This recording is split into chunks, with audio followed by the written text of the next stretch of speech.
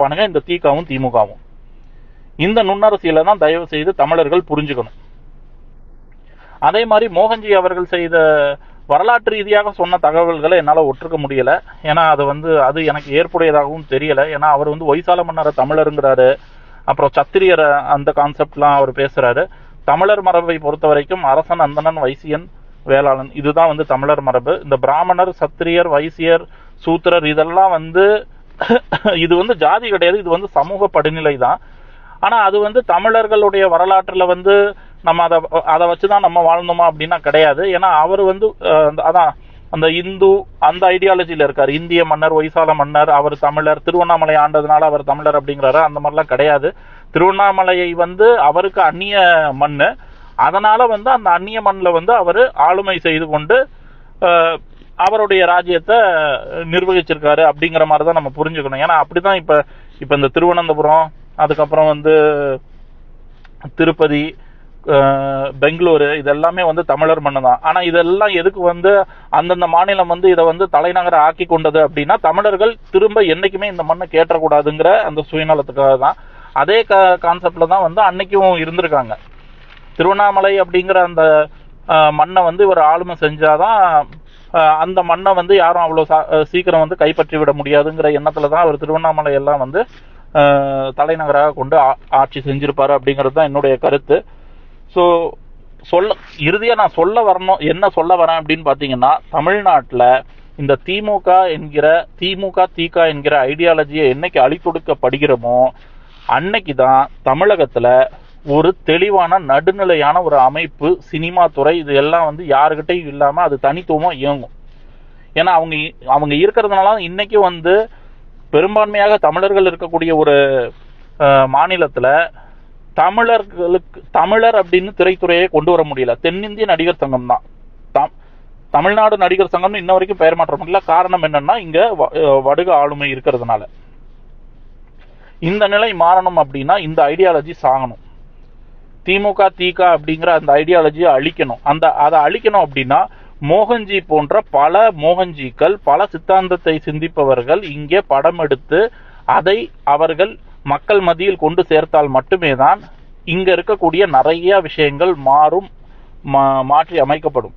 ஏன்னா இவருக்கு கிடைத்த இந்த கம்மியான பட்ஜெட்லயே பாத்தீங்கன்னா இவர் நல்லாவே படம் எடுத்திருக்காரு. ஒன்னும் ரொம்ப ஆக்வேர்டா என்னடா இது இவ்வளோ கேவலமா இருக்கு அப்படிங்கிற மாதிரிலாம் அந்த படம் இல்லை.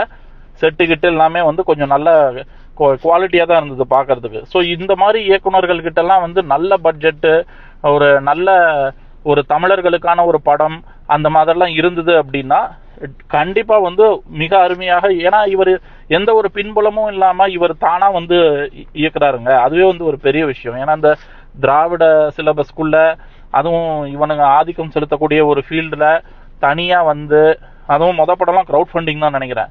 இவர் இவ்வளவு விஷயங்கள் செஞ்சு இன்னைக்கு போராடிக்கிட்டு இருக்காரு, அவர் எடுக்கிறாரு அப்படின்னா கண்டிப்பா தமிழர்கள் இவர்களை போன்ற நபர்களை ஊக்குவிக்கணும்.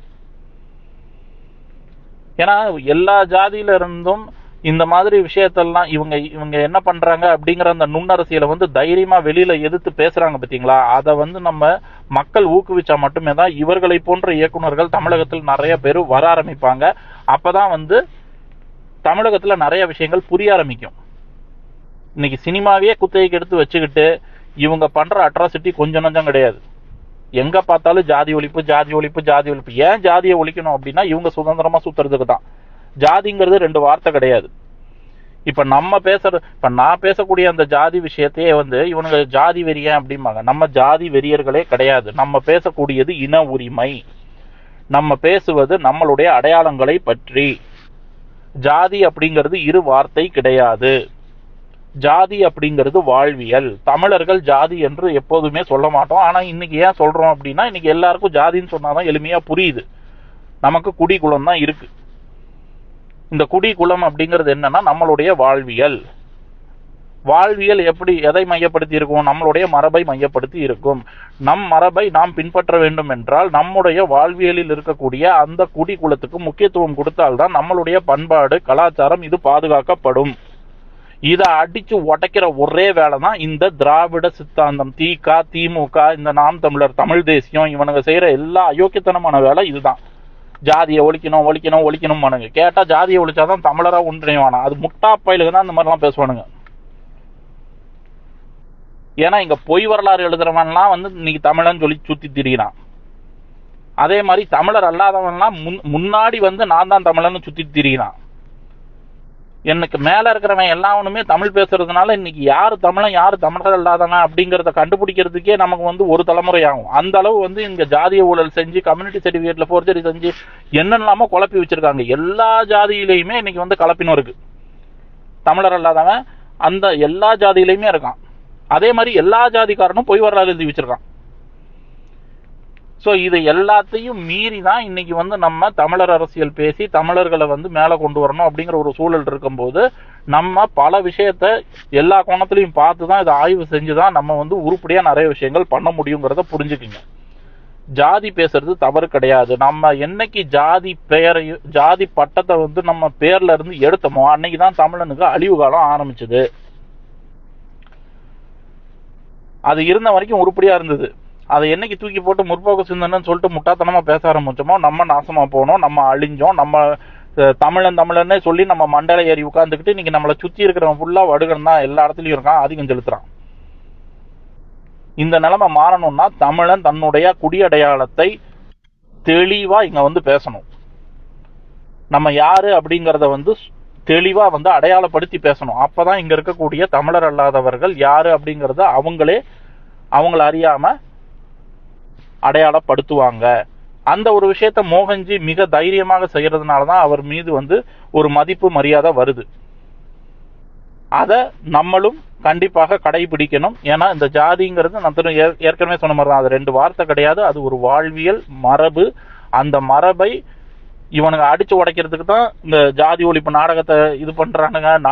காதலை ஊக்குவிக்கிறானுங்க. காதல் செஞ்சா அப்படி ஆஹா ஓகம் பானுங்க. சங்க இலக்கியத்திலேயே காதல் செஞ்சாம்பானுங்க. என்னமோ இவனுங்க தான் பொண்ணு கொடுத்து பொண்ணு எடுத்த மாதிரி.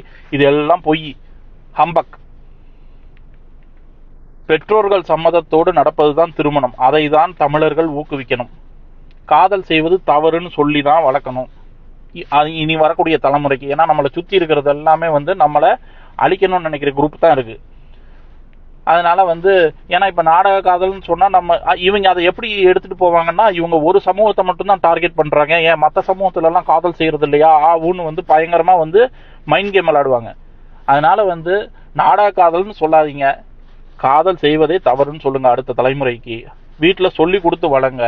குடியோட பற்று, குடி பெருமை, நம்ம எல்லாம் என்ன வரலாறு, இதெல்லாம் சொல்லி கொடுத்து வளர்த்தீங்க அப்படின்னா நமக்கு பிறந்த குழந்தைங்க, இனி பிறக்க போற குழந்தைங்க, இதெல்லாம் வந்து இந்த சிக்கல்ல இருந்து எளிதாக தப்பிச்சிரும்.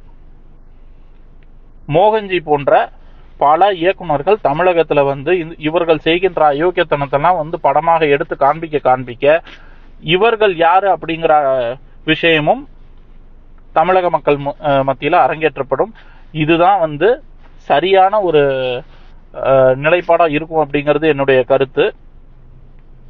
பிச்சைக்காரன் ஸ்ரீதர், முதலில் நீ பேசு. இனமென இங்கே வாழ்பவரோடு முரண்பாடு கொண்டால் கலவரம் தான் வரும், அதை தான் நீ செய்கிறாய். அது உங்களை மாதிரி ஏகப்பட்ட பேருக்கு வந்து அள்ளு வரதான் செய்யும். ஏன்னா நீங்க செய்யற அயோக்கியத்தனத்தெல்லாம் படம் பிடிச்சு காமிக்கும் போது ஐயோ இனி தமிழனை ஏமாத்தி பொழப்பு நடத்த முடியாது அப்படிங்கிற ஒரு சூழல் உங்களுக்கு கண்டிப்பா இருக்கும். கலவரம் வந்துச்சுன்னா அந்த கலவரத்தை வந்து நாங்க முடிவு பண்ணிக்கிறோம். இத்தனை தடவை நீங்க எல்லாரும் சேர்ந்து தமிழ்நாட்டுல கும்மி அடிக்கும் போதெல்லாம் உங்களுக்கு இதெல்லாம் தோணாது. இப்ப ஏன்டா இதெல்லாம் செய்றீங்க அயோக்கிய பயில்களான்னு கேட்டா உங்களுக்கு எல்லாம் கோவம்லாம் பொத்துக்கிட்டு தான் வரும். கலவரம் வரும், வெங்காயம் வரும்னு. இதெல்லாம் நாங்க பேசுறது இன உரிமை, நாங்க பேசுறது எங்களுடைய ஜாதியுடைய பண்பாடு, கலாச்சாரம்.